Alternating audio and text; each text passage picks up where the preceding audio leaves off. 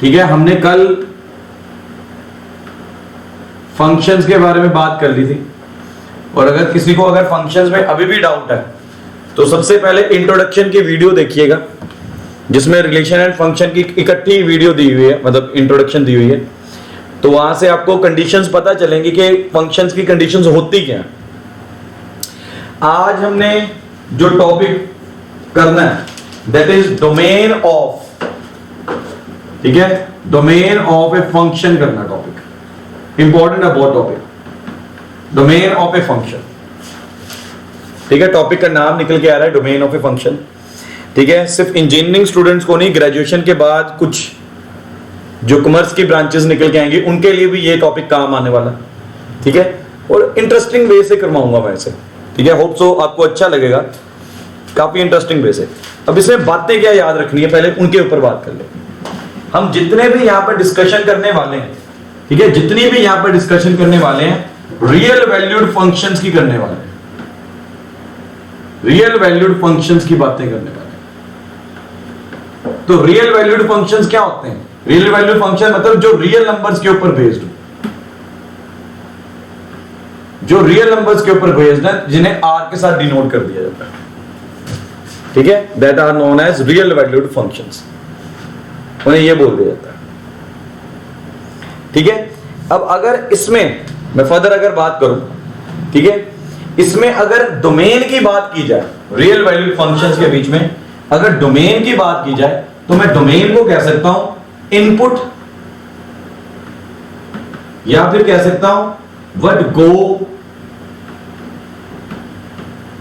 Inside fx। ठीक है, it means जो x की वैल्यू निकल के आ रही है ना, इसे बोलते हैं डोमेन। मतलब value of x in fx is known as domain, उसे बोलते हैं डोमेन। ठीक है, ये सारी बातें हमें पता होनी चाहिए बिफोर स्टार्टिंग द डोमेन। ठीक है, डोमेन के बारे में हमें ये सारा कुछ पता होना चाहिए कि fx के बीच में जो x की वैल्यूज निकल के आ रही हैं that are known as domain. हम उसे कैसे याद सकते हैं? द इनपुट, या कह सकते हैं what go inside the fx that is known as domain. उसे क्या बोल दिया जाता है? डोमेन बोल दिया जाता है। ठीक है, अब थोड़ा सा कभी कभी बच्चों को ये तंग करता है, पर मैं जिस मेथड से करवाऊंगा होप सो ये आपको सारा एक ही टाइम में सारा क्लियर हो जाएगा। नहीं तो आप जब भी क्लास लगेगी या जब भी एग्जाम दोगे तो आप देखना कि बच्चे बहुत ज्यादा सफर करते हैं डोमेन के साथ। अगला टॉपिक भी मेरा निकल के आएगा, ठीक है, डोमेन के साथ ही रेंज का टॉपिक निकल के आएगा। ठीक है, अब नेक्स्ट बात जो इसके अंदर मुझे याद रखनी है दैट इज वो निकल के आती है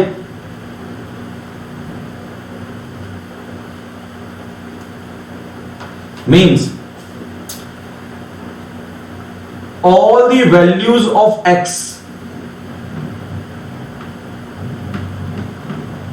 for which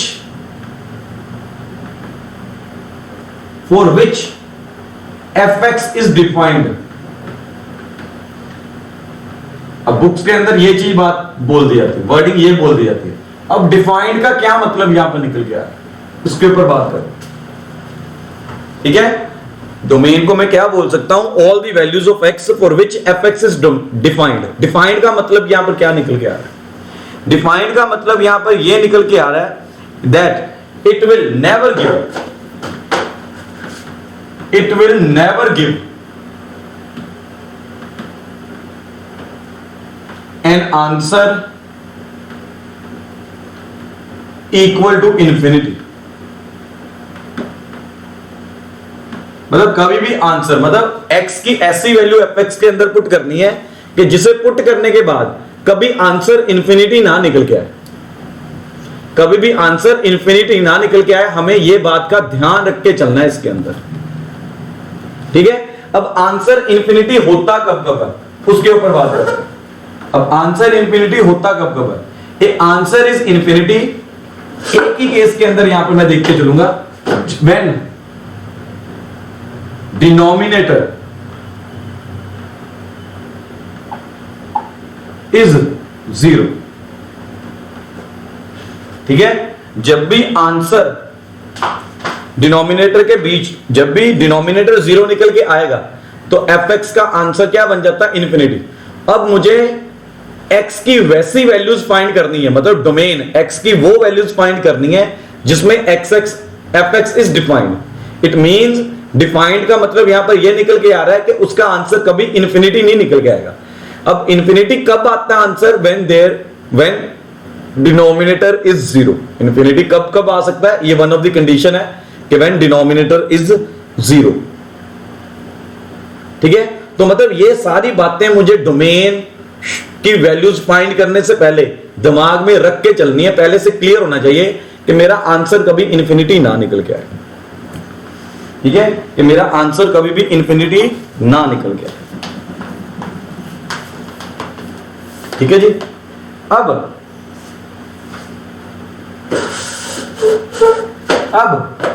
अब ये सारा नोट कर लिया, साथ के साथ कॉपी के ऊपर नोट करते जाओ, आपको हेल्प मिलती जाएगी फिर। ठीक है, क्योंकि मैं जब क्वेश्चंस करवाने शुरू करूंगा मैं बार बार आपको बोलूंगा कि कंडीशंस जो मैंने बताई हैं उन्हें देखो, तो आपको कॉपी के ऊपर लिखी होंगी तो आप बार बार देख सकोगे। ठीक है, फॉर एग्जाम्पल, अब मैं एग्जाम्पल लेके चल रहा हूं। फॉर एग्जाम्पल, ठीक है, मेरे पास fx निकल के आ रहा है ये, where x belongs to R। ठीक है, where x belongs to R। अब आप इस क्वेश्चन के अंदर सोच के देखिए, x की ऐसी वैल्यू आ रही है जहां पर इसका आंसर कभी इन्फिनिटी बन जाए। सोच के बताइएगा मुझे आंसर। आपके पास x की ऐसी वैल्यू निकल के आ रही है जब इसका आंसर इन्फिनिटी आ जाए। नूर, आ रहा कुछ ऐसा समझ में? ऐसा कोई पॉइंट है, x की वैल्यू ऐसी कोई है जहां पर आंसर इसका इन्फिनिटी निकल के आएगा? बेटा, इन्फिनिटी की मैंने कंडीशन आपको अभी बता दी है। नूर, सुन रहे हो? तो सोच सकते हो इसके बारे में।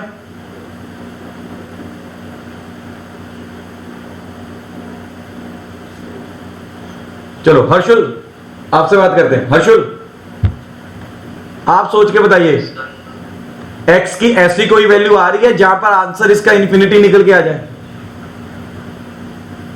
No sir. Very good, very good.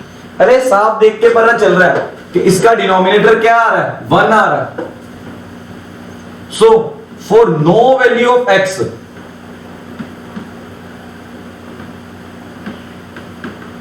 fx is going to become infinity।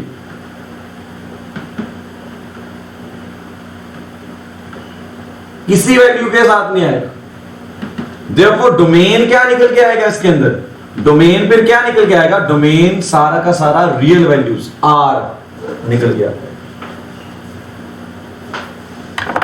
ठीक है, डोमेन मेरा सारा का सारा क्या है? रियल वैल्यूज r निकल के आ जाएगा। थोड़ा बहुत क्लियर हुआ? ठीक है, मतलब मुझे x की वो वैल्यूज अपने पास रखनी है जिनके ऊपर कुछ ना कुछ आंसर निकल के आएगा, इन्फिनिटी ना निकल के आए। ठीक है, अब यहां पर x की जो मर्जी वैल्यू पुट करूं, 1, -1, √1, √2, √3, √4, -5/2, -3/2, कुछ भी वैल्यू पुट करके देख लो x की। रियल नंबर लाइन, आपको नंबर लाइन याद होगी, नंबर लाइन में से कोई भी नंबर उठा के पुट करके देख लो इसके ऊपर, कभी भी आंसर इसका क्या? इन्फिनिटी नहीं आएगा। अब अगर इसका आंसर इन्फिनिटी किसी वैल्यू के ऊपर नहीं आ रहा, तो मतलब कि सारी की सारी रियल वैल्यूज मेरा क्या बन जाएगी? डोमेन। सारी की सारी रियल वैल्यूज मेरा क्या बन जाएगी? डोमेन बन जाएगी। बात क्लियर हो रही है? ठीक है, सिंपल एक और एग्जांपल देता हूं, एक और एग्जांपल के साथ चलते हैं। fx मुझे दिया हुआ है x - 3 अपॉन x - 1। ठीक है, अब सॉल्यूशन की तरफ जाते हैं। ठीक है, अब सॉल्यूशन की तरफ जाने से पहले मैं वापस कंडीशन के ऊपर आ गया। कंडीशन क्या बोलती है कि डिनोमिनेटर 0 नहीं होना चाहिए। ठीक है, denominator should not be equal to 0। Condition ये बोलती है डिनोमिनेटर 0 नहीं होना चाहिए, क्योंकि अगर डिनोमिनेटर 0 हो गया तो fx का आंसर क्या बन जाएगा, इंफिनिटी बन जाएगा। इंफिनिटी आंसर मुझे नहीं चाहिए, इंफिनिटी आंसर मुझे नहीं चाहिए। मैं कंडीशन के ऊपर वापस आ गया था, ठीक है। तो फिर क्या करूंगा इसके सॉल्यूशन में, इसके सॉल्यूशन में मैं सीधा पहले ये लिखा, अब पेपर में कैसे अटेम्प्ट करना उसके ऊपर बता रहा हूं। fx टू बी डिफाइंड, ठीक है, अगर fx टू बी डिफाइंड है implies x minus 1 should not be equal to 0, x minus 1 should not be equal to 0 implies x should not be equal to 1। कहता है x की value 1 नहीं होनी चाहिए अगर fx को मैं क्या चाहता हूं, डिफाइन करना। डिफाइन करने का मतलब मैंने पीछे समझाया, डिफाइन करने का मतलब यह है कि denominator should not be equal to 0, तो मैंने डिनोमिनेटर को ही उठा के नॉट इक्वल टू 0 लिख दिया। कंडीशन के साथ चल रहा हूं, कंडीशन ये देखो, मैं वापस कंडीशन के ऊपर आ रहा हूं, ठीक है। वो डिफाइंड कब नहीं है, in those cases in which the denominator is not equal to 0, उन केसेस के अंदर वो क्या होता है, डिफाइंड होता है, ठीक है। तो मैंने वही कंडीशन उठाई। सो देयरफॉर डोमेन क्या निकल के आएगी, डोमेन निकल के आएगी सारे के सारे real values except 1। Real values के बीच में जो 1 निकल के आ रहा है उसे छोड़ के माइनस, तभी सेट बना के लिख दिया 1। सारा का सारा रियल वैल्यूज किसे रिप्रेजेंट करता है, सेट को रिप्रेजेंट करता है। उस सेट के बीच में से 1 मुझे नहीं चाहिए, एलिमेंट 1 मुझे नहीं चाहिए, तो उसे माइनस करके लिख दिया। तो उसे क्या करके लिख दिया, माइनस करके लिख दिया। सो एवरी टाइम मेन बात जो निकल के आएगी ऐसे क्वेश्चंस में भी, वो निकल के आएगी ये, और मुझे कंडीशन के साथ काम करना है, मुझे कंडीशन के साथ काम करना, ठीक है, कंडीशन के साथ काम करना। अब ओवरऑल अगर देख के चलो y is equal to fx, इसके बीच में मेरे पास दो तरह के क्वेश्चंस निकल के आएंगे, जिनमें मुझे क्या लेके चलना है, डिनोमिनेटर नॉट इक्वल टू 0 लेके चलना है, या फिर अंडरूट वाले एक्सप्रेशंस निकल के आएंगे। अब अंडरूट वाले एक्सप्रेशंस के बीच में मुझे लेके चलना है कि under root should be greater than equal to 0। अब ये दो बातें याद रख के चलनी है इसके बीच में। अगर आप चाहते हो fx to be defined, fx to be defined के लिए मेरे पास दो तरह के क्वेश्चंस निकल के आएंगे, जिनमें डिनोमिनेटर होगा, उसमें कंडीशन क्या उठा के चलनी है कि denominator should not be equal to 0। अगर अंडरूट वाले निकल के आते हैं तो अंडरूट के बीच में एक्सप्रेशन कैसे लेके चलना है, should be greater than equal to 0, ठीक है। आगे फर्दर एक्सप्रेशन वाले फर्दर डिवाइड हो जाते हैं, इनमें न्यूमिनेटर भी आ जाता है अंडरूट में, डिनोमिनेटर भी निकल के आ जाता है अंडरूट में,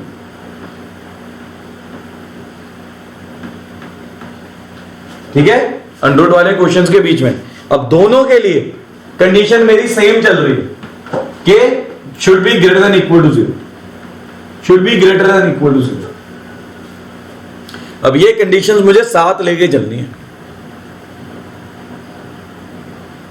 ठीक है। रीजन देता हूं, रीजन ये है कि अगर ये अंडरूट वाली चीज नेगेटिव निकल के आ गई, ठीक है, तो अंडरूट वाली चीज अगर नेगेटिव निकल के आएगी तो वो क्या बन जाता है, कॉम्प्लेक्स नंबर। हमने पढ़ना है अभी, ये 5th यूनिट निकल के आएगा ये हमारा। कॉम्प्लेक्स नंबर्स रियल वैल्यूड नहीं होते, are not real valued, are not real valued, ये इमेजिनरी नंबर्स होते हैं, ठीक है। तो अंडरूट हमेशा हमें क्या चाहिए, ग्रेटर देन और इक्वल टू 0 निकल के आना चाहिए, ठीक है। अच्छा, डिनोमिनेटर, यहां पर मैं एक छोटी सी गलती होगी मुझसे लिखने में, ठीक है, थोड़ा सा इधर कर रहा हूं, ठीक है, ध्यान से।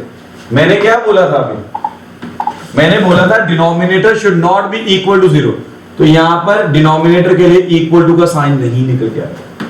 डिनोमिनेटर के लिए हमेशा कौन सा साइन निकल के आएगा? ग्रेटर देन का साइन निकल के आएगा। न्यूमरेटर के लिए इक्वल टू का साइन निकल के आएगा, ग्रेटर देन इक्वल टू। ये चीजें ध्यान रखो। अगर आपको ये सिनेरियो याद रह गया तो 95% ऑफ द सम्स आपके पेपर में निकलेंगे ही निकलेंगे।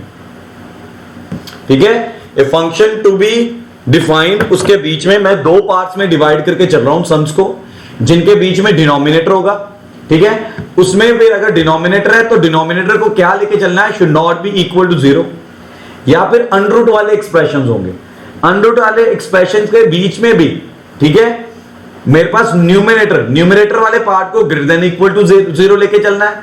अगर डिनोमिनेटर है तो उसे सिर्फ ग्रेटर देन 0 लेके चलना है। ठीक है, because denominator is not equal to 0, क्योंकि डिनोमिनेटर अगर 0 के इक्वल निकल के आ गया तो आंसर इंफिनिटी बन जाएगा, और मुझे इंफिनिटी आंसर नहीं चाहिए। नॉट एट एनी कॉस्ट, किसी कॉस्ट के ऊपर भी मुझे इंफिनिटी आंसर नहीं चाहिए, नॉट एट एनी कॉस्ट।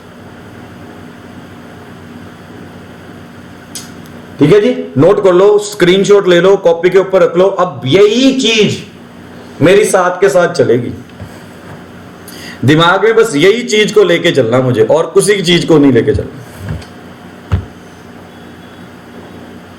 ठीक है, चलो क्वेश्चंस के ऊपर आते हैं। दिमाग में रख लिया, ये पिछला पेज है, व्हेनेवर जरूरत पड़ेगी इसके ऊपर वापस आ जाएंगे, हम नए क्वेश्चन की तरफ जाते हैं। ठीक है, तो क्वेश्चन नंबर 1 मेरा यहां पे निकल के आ रहा है, fx इज इक्वल टू, ठीक है, तो क्या निकल के आ रहा है?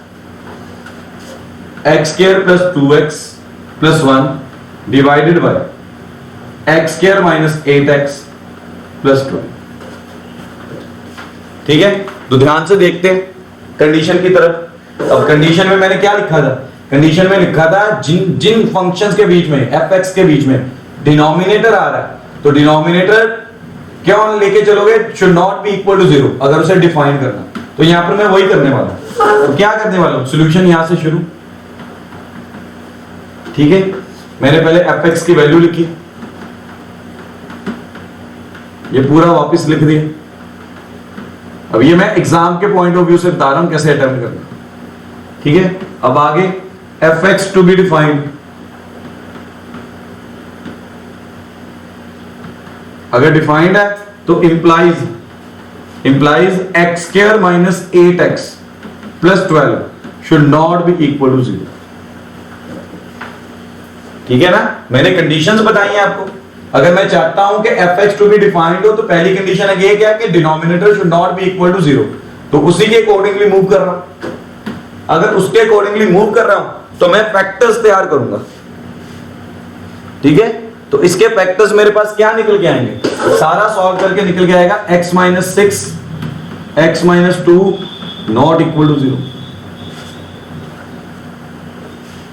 Not equal to 0। तो कैसे निकल के आएगा? इधर और की कंडीशन, इधर x minus 6 not equal to 0 और x minus 2 is not equal to 0। तो x should not be equal to 0 और x should not be equal to 2। Therefore domain क्या निकल के आएगी? डोमेन सारे के सारे रियल नंबर्स एक्सेप्ट 6 and 2। ये मेरा आंसर निकल के आएगा, ये मेरा आंसर निकल के आएगा कि 6 और 2 की वैल्यूज जहां पर डिनोमिनेटर 0 हो जाएगा, जिन वैल्यूज के ऊपर fx इंफिनिटी निकल के आएगा, क्योंकि डिनोमिनेटर अगर 0 हो जाएगा तो fx क्या हो जाएगा? इंफिनिटी। जिन वैल्यूज ऑफ x के ऊपर fx मेरा इंफिनिटी निकल के आएगा, उन्हें छोड़ के बाकी कोई भी नंबर रियल वैल्यूज के बीच में अगर पुट करता हूं तो मेरा आंसर क्या निकल के आएगा? कुछ ना कुछ अदर देन इंफिनिटी निकल के आएगा, कुछ ना कुछ अदर देन इंफिनिटी निकल के आएगा। So this is the first question जिसके अंदर आपको कंडीशंस के बारे में पता चलेगा कि fx को डिफाइन करने के लिए denominator should be equal to 0। ठीक है, क्लियर हो रहा है? इजी है, अभी तक तो इजी है। ठीक है, मैंने बड़े सिस्टमेटिक वे से ये पूरा तैयार किया टॉपिक कि आपको तंग ना होना पड़े। ठीक है, अब आप अगर एनसीईआरटी या किसी और बुक का कोई भी सम निकाल के देखोगे, आपको इसके बाद आता होगा, आपको तंग नहीं होना पड़ेगा। नोट्स प्रॉपर बना के रखना बस इसका, ठीक है। देन मेरा अगला क्वेश्चन निकल के आ रहा है, रूट वाला लेते हैं।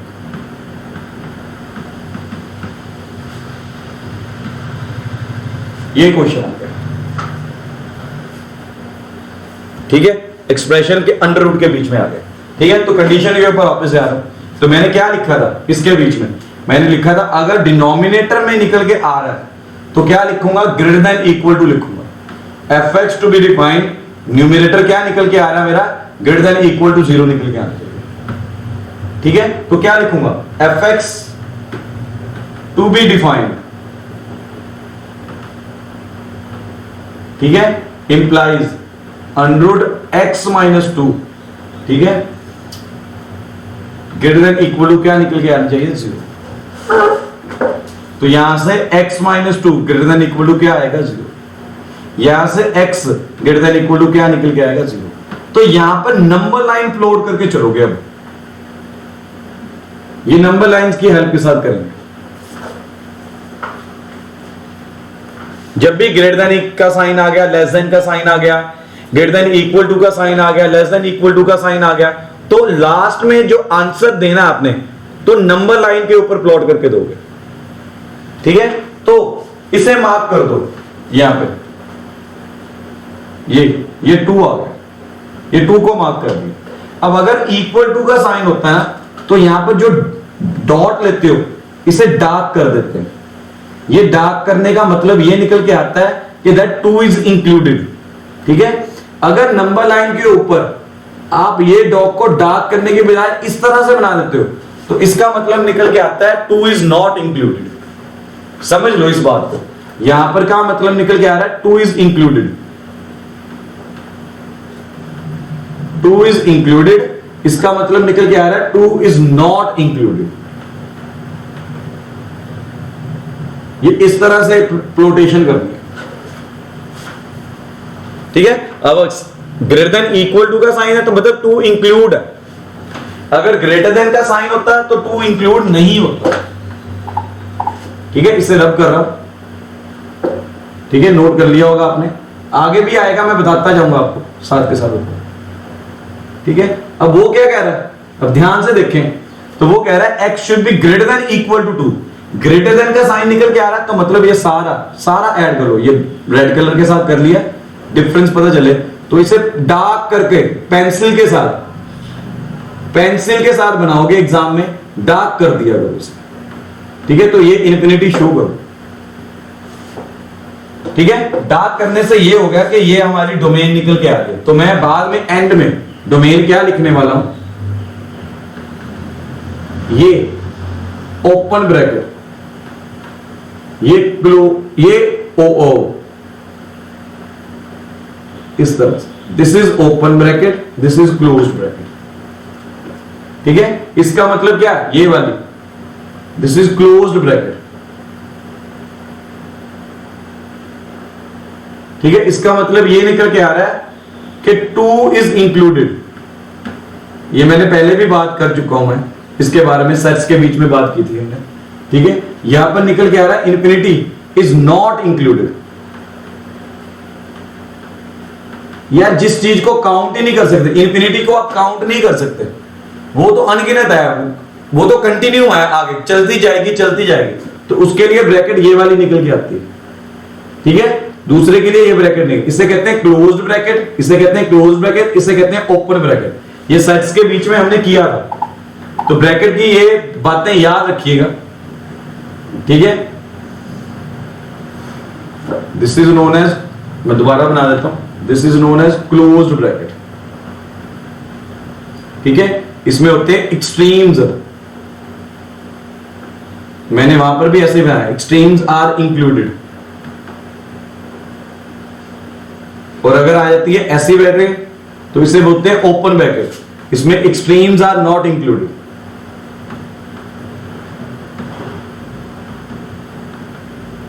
चेक कर लो, एक्सट्रीम्स आर नॉट इंक्लूडेड। तो अगर इसने ग्रेटर देन इक्वल टू का साइन डाला तो मतलब ये 2 एक्सट्रीम इंक्लूड है, तो इसके लिए मैंने ये वाली क्लोज ब्रैकेट यूज की है।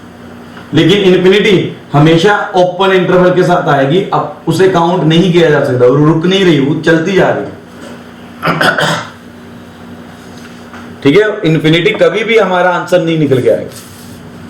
तो दिस इज द वे हमें कैसे सॉल्व करना है ऐसे। ठीक है, दिस इज द वे हमें कैसे सॉल्व करना है। स्क्रीनशॉट ले लो, कॉपी के ऊपर ड्रॉ कर लो बड़े ध्यान से। नंबर लाइन प्लॉट्स करनी है जब भी greater than equal to, less than equal to या लेस देन या ग्रेटर टू का साइन आ जाएगा, उसके बाद डोमेन लिखनी है, क्योंकि ये नंबर लाइन के कभी कभी टीचर्स मार्क्स मान के चलते हैं। ठीक है, कंपटीशन में अगर आ जाती है तो ये सारा ऑरली हो जाता है, वहां पर तो ऑप्शंस होते हैं आपके पास। ठीक है, वहां से तो ऑरली हो जाता है। ठीक है, एक डिनोमिनेटर वाला क्वेश्चन करते हैं। ठीक है, fx is equal to 1 upon under 1 minus x, ये थर्ड क्वेश्चन है। ठीक है, इसकी कंडीशन के ऊपर आ कंडीशन अगर डिनोमिनेटर में ये वाला एक्सप्रेशन निकल के आ गया तो इसकी कंडीशन क्या थी, ग्रेटर देन 0, इक्वल टू नहीं लेना। न्यूमरेटर के लिए इक्वल टू 0 लेके चलोगे, but denominator is not equal to 0, उसके लिए ग्रेटर देन की कंडीशन लेके चलनी है। ठीक है, और अगर ग्रेटर देन की कंडीशन लेके चलनी है तो क्या लिखने वाला हूं, fx टू बी डिफाइंड, क्या लिखूंगा फिर, implies 1 minus x should be greater than 0। तो x की वैल्यू यहां पर क्या है, अब जब भी साइन चेंज होंगे इस तरह से निकल जाएगा। ये देखिए साइन चेंज कर दिया मैंने, यहां पे नोट करके चलो, यहां पर साइन चेंज हो रहा है। अब साइन क्यों चेंज हो रहा है उसके ऊपर बात करते हैं। आपको अच्छी तरह से याद होगा कि -2 इज लेस देन -1, लेकिन 2 is greater then 1। So in case अगर आप यहां से माइनस के साइन को एलिमिनेट करते हो तो आपको साइन भी चेंज करना होता है। Whenever there is shifting of minus sign from left hand side to right hand side, तो साइंस भी चेंज करने, इस बात का ध्यान रखो। और ये एग्जांपल की हेल्प के साथ मैंने आपको बता दिया, ये एग्जांपल की हेल्प के साथ मैंने इस बात को क्लियर कर दिया। ठीक है, तो मेरे पास ये निकल के आया, इसे साइड वाली चीज को रख कर दो।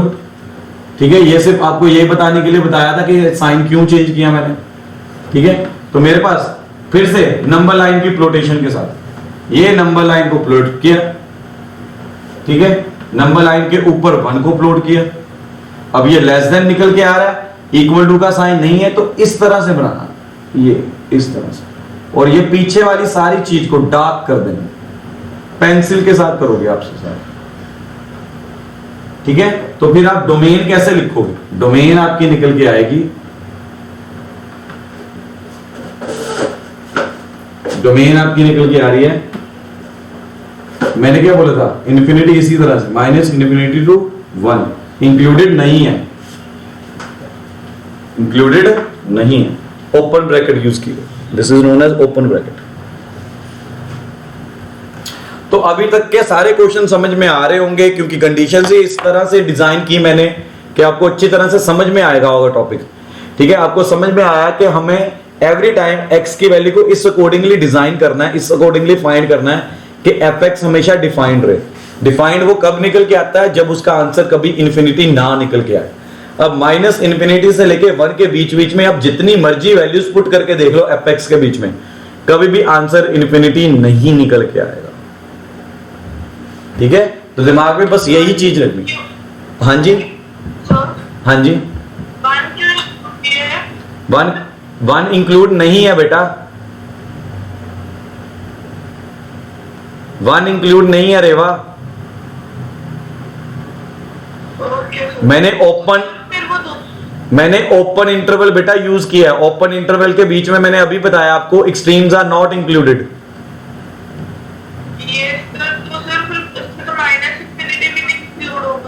-इन्फिनिटी भी नहीं, इन्फिनिटी कभी मेरा आंसर हो ही नहीं सकता ना। आंसर आप कभी भी x की वैल्यू इन्फिनिटी हो, जिसे काउंट ही नहीं कर, इन्फिनिटी को काउंट ही नहीं कर सकते, जिस चीज को काउंट ही नहीं कर सकते वो मेरी वैल्यू कैसे हो सकती है।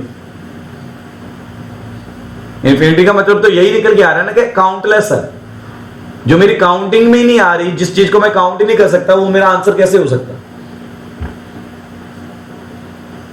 ठीक है, तो हम यहां पर ओपन इंटरवल्स यूज करके चलते हैं। ओपन इंटरवल्स का मतलब ही यही निकल के आ रहा है कि values are extreme values are not included, उनके बीच वाली सारी वैल्यूज इंक्लूडेड है। ठीक है, उनके बीच वाली सारी वैल्यूज इंक्लूडेड है। ठीक है, सिमिलरली रेवक क्लियर है बेटा? वेरी गुड, चलो आगे बढ़ते हैं। सभी को क्लियर है? नूर, मनमीन, रमन क्लियर है? हाँ जी सर। चलो ठीक है, आगे बढ़ रहा हूं। अब अगले क्वेश्चन की तरफ जा रहे हैं, फोर्थ क्वेश्चन की तरफ। F x x minus 2 upon x 3 minus x, values में थोड़ा सा चेंज किया, क्या लिखा? 3 माइनस एक्स, किस तरह से निकले? ठीक है, अब आप इसके अंदर और ज्यादा पंगा पड़ गया, न्यूमरेटर में भी रूट आ गया, डिनोमिनेटर में भी रूट आ गया, दोनों कंडीशंस को साथ लेके चलना पड़ेगा। ठीक है, दोनों कंडीशंस को साथ लेके चलना पड़ेगा। ठीक है, तो यहां पर मैं क्या लेके चलूं? अब मेरी बात ध्यान से समझिएगा। F x to be defined, root वाली चीज कभी नेगेटिव, मतलब under root x minus 2 upon 3 minus x should be greater than equal to 0, यही होगा कंडीशन। अब इसके अंदर भी केसेस आ जाते हैं। ठीक है, अब आप इसे ऐसे लिख सकते हो, अब इसके अंदर भी केसेस आ जाते हैं। ठीक है, अब केसेस को अगर ध्यान से देखें तो कैसे निकल के आएंगे? केस 1, ठीक है, अगर ग्रेटर देन इक्वल टू 0 है, इसका मतलब ये क्या निकल गया? पॉजिटिव। ये पॉजिटिव कब निकल के आएगा? अगर न्यूमरेटर भी पॉजिटिव हो जाए, डिनोमिनेटर भी पॉजिटिव हो जाए। एक तो ये केस आ गया। दूसरा केस, ये पॉजिटिव ग्रेटर देन कब आएगा? न्यूमरेटर भी नेगेटिव हो जाए, डिनोमिनेटर भी नेगेटिव हो जाए। तो ये दो केसेस निकल के आ रहे हैं। अब ये दो केसेस निकल के आ रहे हैं। अब ये दो केसेस को सॉल्व करके, ठीक है, जो इनकी यूनियन निकल के आ रही है, दो केसेस को अलग अलग सॉल्व किया, जो इनकी यूनियन निकल के आ रही है, that is my domain, that is my answer, that is, उसे कहते हैं हम डोमेन। क्लियर हो रही बात है? हमने कंडीशन ली कि x minus 2 upon 3 minus x should be greater than equal to 0। Greater than equal to 0 का मतलब क्या है? पॉजिटिव होने चाहिए। पॉजिटिव कब कब होते हैं? न्यूमरेटर एंड डिनोमिनेटर के केसेस में। फ्रैक्शन पॉजिटिव कब होती है? जब न्यूमरेटर एंड डिनोमिनेटर या तो दोनों पॉजिटिव हो जाए। फ्रैक्शन पॉजिटिव एक और केस में पॉजिटिव होती है, जब न्यूमरेटर एंड डिनोमिनेटर दोनों के दोनों नेगेटिव आ जाए, नेगेटिव की नेगेटिव के साथ कटिंग हो जाए। अब केस 1 को अलग सॉल्व करूंगा, केस 2 को अलग सॉल्व करूंगा, जो दोनों के आंसर्स आ रहे हैं, यूनियन सेट्स में लेना सिखाया था, उसके हिसाब से कर लेंगे। समझ में आ रही बात? तवलीन समझ में आई बात? Yes sir. इशिता समझ में आई बेटा? Yes sir. ठीक है, बट अब यहां पर पॉज लो। मैं ये मेथड के साथ नहीं करूंगा इसे, क्योंकि ये मेथड बड़ा लेंथी चला जाएगा। जरूरी, मुझे क्या जरूरत पड़ी है इतना लेंथी मेथड करने की? ठीक है, तभी मैंने बोला आप ध्यान से देखो इस सम को। इस सम के अंदर जो जो बातें निकल के आ रही हैं वो सारी की सारी एक्सप्लेन कर दी आपको। ठीक है, यहीं पे टीचर्स गलती कर जाते हैं बच्चों को एक्सप्लेन करने में। कंडीशंस क्लियर करो, लेकिन मेथड ये वाला फॉलो नहीं करने वाले हम मेथड दूसरा फॉलो करके चलेंगे। ठीक है, एक सिंपल मेथड निकल के आएगा ऐसे सम्स को करने का। हमें अगर कोई टीचर आपको ये बोल के चल रहा है ना कि इनकी यूनियन लेके सॉल्व कर लो, हां मैं मानता हूं सम सॉल्व हो जाएगा, लेकिन इतना लेंथी जाएगा सम। तो उसके लिए एक सिंपल सॉल्यूशन ऐसे क्वेश्चंस के लिए, ठीक है, सिंपल सॉल्यूशन मेरा निकल के आ रहा है ऐसे क्वेश्चंस के लिए। ठीक है, सो मैं पीछे वाला मेथड नहीं फॉलो करने वाला। ठीक है, इनके लिए मैं एक सिंपल क्वेश्चन करने, सॉल्यूशन करने वाला हूं, दैट इज, अब ध्यान से देखिएगा। ठीक है, f x to be defined, तो ये मेरा क्या निकल के आना चाहिए? Greater than equal to 0। ये यही निकल के आना चाहिए। ठीक है, तो हमेशा क्या करोगे, हमेशा न्यूमरेटर के साथ डिनोमिनेटर को मल्टीप्लाई कर दो, सो दैट डिनोमिनेटर का नीचे स्केयर बन जाए। हमेशा ऐसे ही करोगे। अब डिनोमिनेटर का एवरी टाइम क्या बना दो, स्केयर बना दो। डिनोमिनेटर का स्केयर बनाने के लिए क्या करोगे, डिनोमिनेटर के साथ ही क्या करोगे, न्यूमरेटर एंड डिनोमिनेटर के को मल्टीप्लाई कर दोगे। 3 माइनस एक्स के साथ ही न्यूमरेटर को, 3 माइनस एक्स के साथ ही डिनोमिनेटर को मल्टीप्लाई कर दोगे एवरी टाइम। ऐसे जितने भी क्वेश्चन निकल के आ रहे हैं सभी में यही करना है। अब ऐसा किया क्यों है, उसका रीजन दे रहा हूं। उसका रीजन ये निकल के आ रहा है कि 3 माइनस एक्स का whole square is always positive, वो हमेशा ही पॉजिटिव है। तो मेरी यहां पर कंडीशन भी तो यही चल रही है, मेरी यहां पर कंडीशन भी तो यही चल रही है। वो तो यही चाहता है कि denominator should always be positive, लेकिन ये किन केसेस में है, अंडर वाले केसेस के बीच में चल रहा है। ठीक है, रिमाइंडर देके चल रहा हूं कि ये सिर्फ कौन से केसेस में चल रहा है, जहां पर अंडर है बोथ न्यूमरेटर एंड डिनोमिनेटर के ऊपर। ठीक है, मैंने स्टार्टिंग में ही आपको 2 केसेस में डिवाइड करके चला गया था, f x to be defined. ठीक है, उसमें अंडर वाले एक्सप्रेशन की बात की थी। अंडर वाले एक्सप्रेशन के बीच में मेरे पास ये एक टाइप निकल के आ रही है, थर्ड टाइप, जिसमें न्यूमरेटर एंड डिनोमिनेटर दोनों के ऊपर ही अंडर है। ठीक है, तो ये वाला मेथड हमने ये फॉलो करके चलना। मैंने इसका रीजन दिया आपको कि क्यों मैंने डिनोमिनेटर को स्केयर बनाया। Why denominator is formed as a whole square. Whole square में क्या होता है कि सारी की सारी वैल्यूज हमेशा क्या होती है, ग्रेटर देन 0 होती है। ठीक है, ग्रेटर देन 0 होती है। ठीक है, अच्छा, अब जो मिस्टेक करते हैं हम इस क्वेश्चन के बीच में, ठीक है, मैं मिस्टेक के ऊपर आ रहा हूं। जब भी आपका +1 क्लास का बच्चा ये चीज देखता ना, उसे 10th क्लास याद आ जाती है।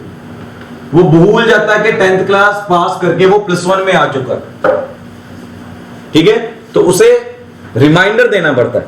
बेटा वो क्या करते हैं, बच्चे क्या करते हैं, बच्चे इस चीज को उधर जाके ना मल्टीप्लाई करके 0 बना देते हैं, इस तरह से लिखना शुरू करते हैं। This is totally wrong. जो बातें मैं बता रहा हूं ना कि मिस्टेक्स करते हैं, उन्हें कॉपी पर साइड पे लिखते जाओ। This is totally wrong. ये चीज एप्लीकेबल तभी होती है जब यहां पर अकेला इक्वल टू का साइन हो। This is applicable only when there is a sign of equal to. अगर greater than equal to, less than equal to का साइन है तो डिनोमिनेटर दूसरी तरफ जाके कभी भी मल्टीप्लाई होकर 0 नहीं बन सकता।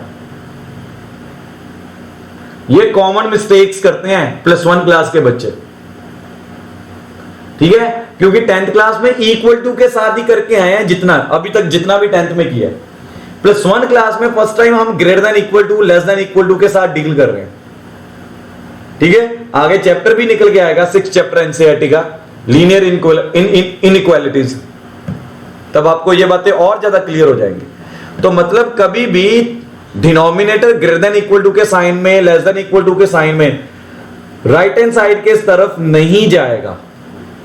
ठीक है, अगर वो जाता भी है तो वो सिर्फ इक्वल टू के साइंस में जाता है। ये कॉमन मिस्टेक करते हैं +1 क्लास के बच्चे। ठीक है, तो ये मैं आपकी गलती बता के चल रहा हूं कि इन फ्यूचर आप में से कोई बच्चा ऐसी गलती कर सकता है, तो मैं पहले बता के चल रहा हूं कि ये गलती नहीं करनी। ठीक है, तो स्ट्रिक्टली जो मैं कह रहा हूं उस मेथड को फॉलो करके चलिएगा। स्ट्रिक्टली ये वाला मेथड फॉलो करके चलिएगा। गलतियां साथ के साथ बताता जा रहा हूं।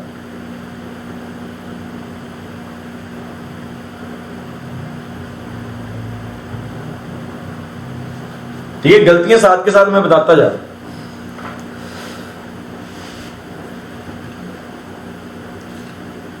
ठीक है, अब इसके आगे क्या करना है, सॉल्यूशन में आगे वी नो 3 माइनस एक्स का whole square is greater than 0, is greater than 0। Therefore सिर्फ ये वाली वैल्यू उठा लेते, मुझे सिर्फ इसके साथ मतलब है, क्योंकि डिनोमिनेटर पॉजिटिव हो गया, मैं चाहता हूं अब ऊपर वाली वैल्यू भी, अब केसेस याद है आपको, केस मैंने क्या बताया था, न्यूमिनेटर भी पॉजिटिव निकल के आया, डिनोमिनेटर भी पॉजिटिव निकल के आया, तब ये value greater than equal to 0 होगी।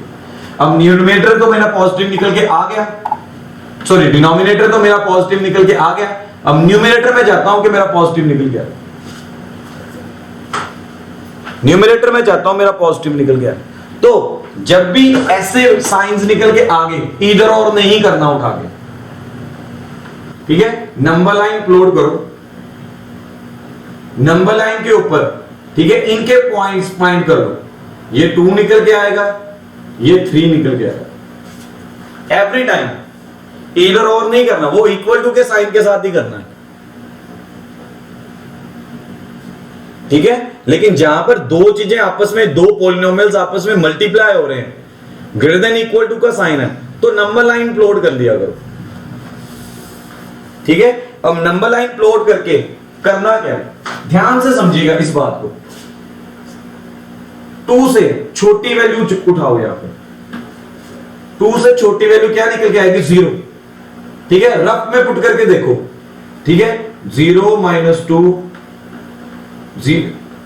3 - x 0 -2 × 3 दैट इज -6, मतलब ये सारा पोर्शन क्या निकल के आएगा, नेगेटिव, ये पोर्शन क्या निकल के आएगा, नेगेटिव।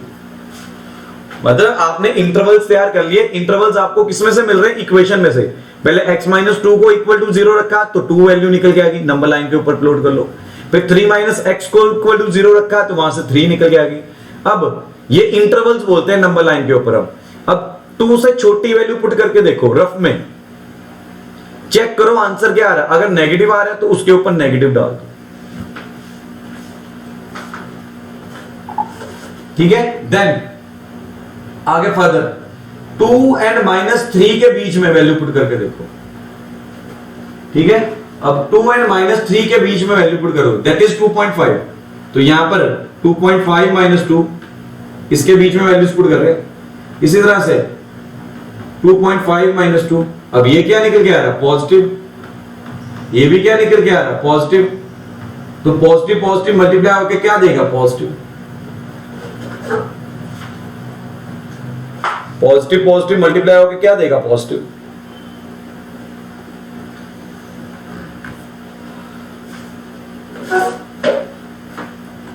इसी तरह से थर्ड इंटरवल के बीच में पुट करके देखो, अब 3 से ग्रेटर पुट करके देखो, ठीक है, दैट इज 4 पुट करके देख लो, ठीक है, दैट इज 4 पुट करके देखा तो यहां पर 4 - 2 3 - 4, ये तो पॉजिटिव हो गया, ये नेगेटिव हो गया, कुल मिला के क्या आंसर आ रहा है, नेगेटिव, तो ये हो गया नेगेटिव। तो इंटरवल्स बनाने का हमें आगे चल के ये फायदा निकल के आता है ऐसे क्वेश्चंस के बीच में, ऐसे क्वेश्चंस के बीच में, ठीक है। अब इसकी हेल्प के साथ सारा सॉल्व करूं, जो इंटरवल निकल गया है। अब मुझे क्या चाहिए, पॉजिटिव वैल्यूज चाहिए, मुझे क्या वैल्यूज चाहिए, पॉजिटिव वैल्यूज चाहिए, मुझे क्या चाहिए, वैल्यूज पॉजिटिव, तो पॉजिटिव वैल्यूज किस में आ रही है, इसमें आ रही है, तो डोमेन मेरा क्या निकल के आएगा, जहां पर आंसर पॉजिटिव निकल के आएगा, ठीक है। तो इक्वल टू का साइन है तो ये वाला ओपन इंटरवल, क्लोज्ड इंटरवल निकल के आएगा, तो ये मेरा आंसर निकल गया, दिस इज माय आंसर। तो ऐसे क्वेश्चन को इस अकॉर्डिंगली सॉल्व कर, ऐसे क्वेश्चन को इस अकॉर्डिंगली सॉल्व कर।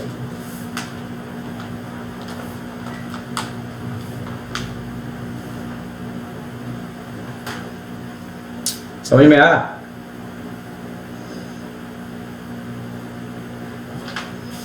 ठीक है। सिमिलरली एक और क्वेश्चन करते हैं। अब ये एक बार जब ये लेक्चर खत्म हो जाएगा, अपनी कॉपी को अच्छी तरह से देखना, आपको आज के आज डोमेन की सारी प्रॉब्लम सॉल्व हो जाएंगी। और मैं पहले ही बोल के चल रहा हूं, डोमेन बहुत तंग करता है बच्चों को, लेकिन this is one of the finest method. मैं जो मेथड के साथ आपको करवा रहा हूं, डोमेन की सारी प्रॉब्लम सॉल्व हो जाएंगी।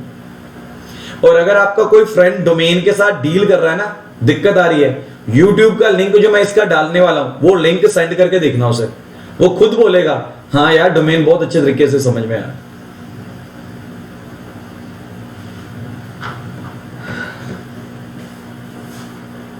ठीक है। देन मेरी नेक्स्ट टाइप निकल के आ रही है, फिफ्थ क्वेश्चन एक तरह से कह सकते हैं, ये आपकी एनसीईआरटी का ही क्वेश्चन है, ये आपकी एनसीईआरटी का क्वेश्चन, ठीक है। ये वन ऑफ द एग्जांपल है, ठीक है। अब आप यहां पर जो ये नंबर निकल के आ रहा है, ठीक है, यहां पर याद रख लो, ये ऑलवेज कोई ना कोई परफेक्ट स्क्वायर होगा इसमें,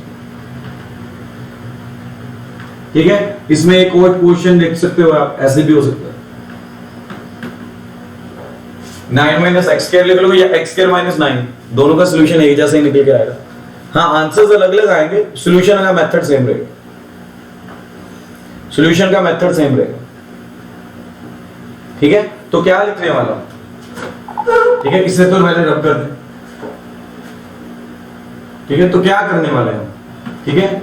सो fx टू बी डिफाइंड, अब हमने क्या बात की थी कि डिनोमिनेटर शुड बी, न्यूमिनेटर के बीच में अंडर रूट वाली चीज है, ग्रेटर देन इक्वल टू 0 होनी चाहिए, ग्रेटर देन इक्वल टू 0 होनी चाहिए।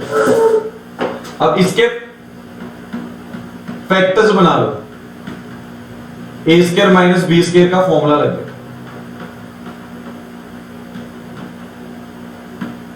ठीक है। फिर वही जैसे पीछे सॉल्व किया था वैसे ही सॉल्व करना, वैसी चीज आ गई, बिल्कुल पिछले क्वेश्चन वाली चीज आ गई, ये वाली चीज आ गई, जैसे पीछे सॉल्व किया था, ठीक है। नंबर लाइन प्लॉट करके वैसे ही यहां पर, अब यहां पर इंटरवल मेरा निकल के आ रहा है एक -3, एक निकल के आ रहा है 3।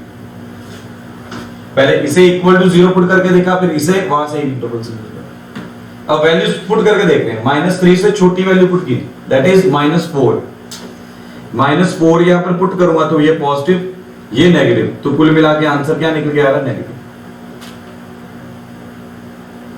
ठीक है। इसलिए -3 एंड 3 के बीच में 0 0 पुट करके देखो, 0 0, तो 3 into 3 पॉजिटिव, 9 आ रहा है तो ये पॉजिटिव, ये रफ में पुट करके देखें, दिमाग में जाए अपने पुट करके देखो।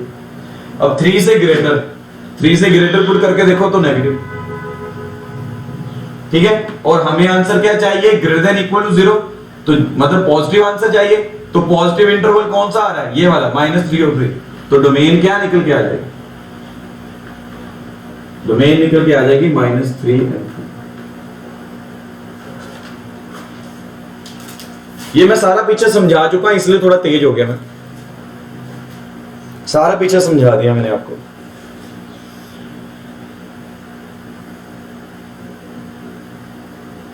ठीक है। सिमिलरली 7 वाले क्वेश्चन के ऊपर आते हैं, 7 वाले क्वेश्चन को साथ में ही कर लेते हैं, बिल्कुल ऐसा ही क्वेश्चन निकल के आ, ठीक है। लाइन मार दो बीच में, ठीक है। आपकी नंबर लाइन ये मैच करेगी इसके साथ, ठीक है। नंबर लाइन में वही चीजें निकल जाएंगी, तो मैंने क्या लिखा कि x square minus 9 should be greater than equal to 0, तो x minus 3 x plus 3 should be greater than equal to 0, again number line के ऊपर प्लॉट किया, अगेन नंबर लाइन के ऊपर प्लॉट किए, ठीक है। तो प्लॉट करके देखो इसे नंबर लाइन के ऊपर, तो एक इंटरवल -3 आ रहा है, एक 3 आ रहा है। अब अगर आप नंबर लाइन में -3 पुट करके देखो, -4 नेगेटिव, दोनों के दोनों नेगेटिव, नेगेटिव नेगेटिव क्या होते हैं, पॉजिटिव, तो ये पॉजिटिव निकल गया। सिमिलरली 0 पुट करके देखिए तो ये नेगेटिव आ रहा है, ये पॉजिटिव आ रहा है, ठीक है। तो ऐसे क्वेश्चन में जो मेरी डोमेन निकल के आ रही है, ठीक है, इस क्वेश्चन के बीच में मेरी जो डोमेन निकल के आ रही है, मैं इसे रब कर रहा हूं, ठीक है। डोमेन लिख करके जो मेरी निकल के आ रही है, तो वो कैसे लिखनी उसे समझो, यूनियन के साथ लिखनी। डोमेन मुझे पॉजिटिव वाली वैल्यूज चाहिए तो क्या आएगा, ये -∞ है, ये इन्फिनिटी है, तो -∞ टू -3 यूनियन 3 टू ∞, ये मेरा आंसर निकल गया, दिस इज माई आंसर।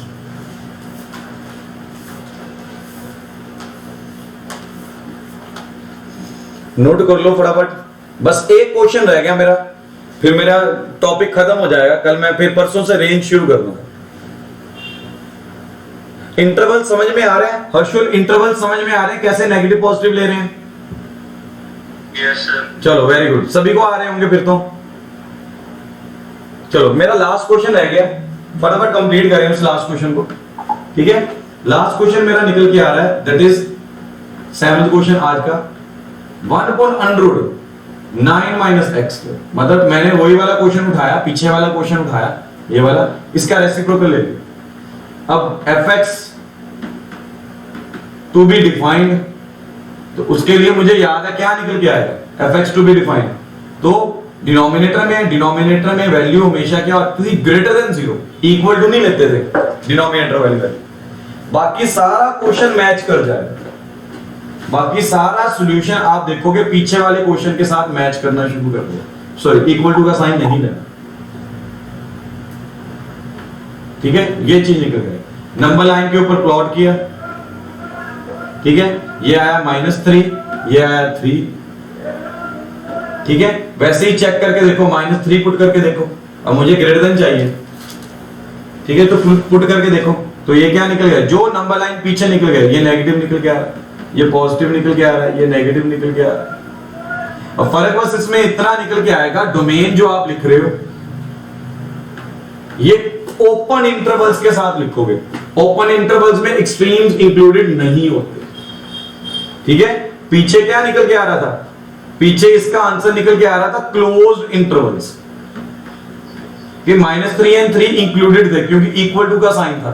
यहां पर इक्वल टू का साइन नहीं है तो ओपन इंटरवल्स, इसके लिए क्या यूज करूंगा, open intervals. So this is my answer. यहां पर मेरा ये टॉपिक आज का खत्म हो जाता है, यहीं पे मेरा टॉपिक खत्म हो जाता है।